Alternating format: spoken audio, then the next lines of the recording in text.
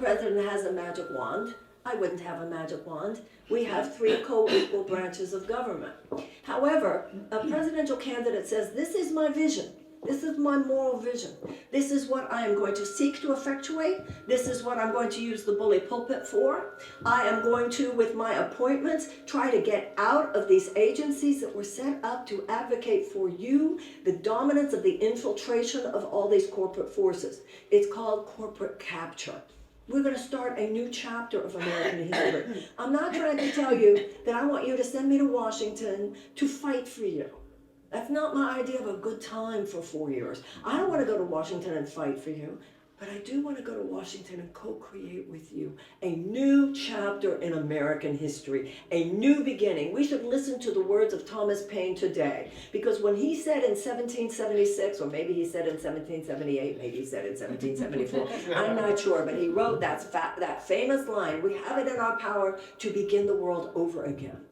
That's what the abolitionists did. They looked at slavery and they went, no, we're not going to do that anymore. That's what the women suffragists did. They looked at institutional suppression of women and they went, we're not going to do that anymore. That's what the early labor organizers did. They looked at the Gilded Age and the economic serfdom that they had been thrown into, and they said, no, we're not going to do that anymore. And that's what the people in the civil rights movement in the American South did. They looked at Jim Crow laws and they looked at segregation and they went, no, we're not going to do that anymore. It is the most traditionally American thing to do, and especially in a state that says live free or die.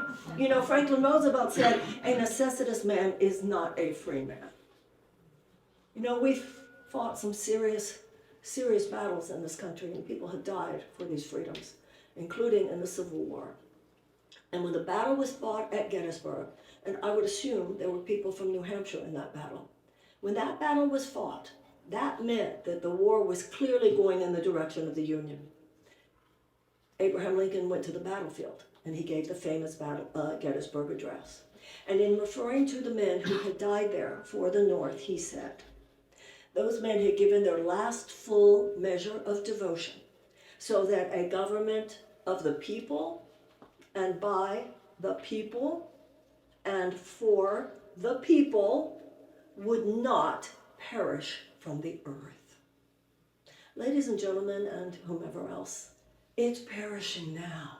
We are not functionally a government of the people, by the people, and for the people. The difference, it's not that we were ever fully manifesting that dream. Today, we don't even try. We're not a government of the people, by the people, and for the people. That's treated like some quaint truism by the masters of the universe who run this place. We are now functionally a nation and a government of the corporations, by the corporations, and for the corporations, of a few of the people, by a few of the people, and for a few of the people. And a lot of a few of the people are very nice people. This is not about not nice people versus nice people. This is about unjust systems that absolutely will not repair themselves, recalibrate or reconstitute themselves until and unless we the people step in.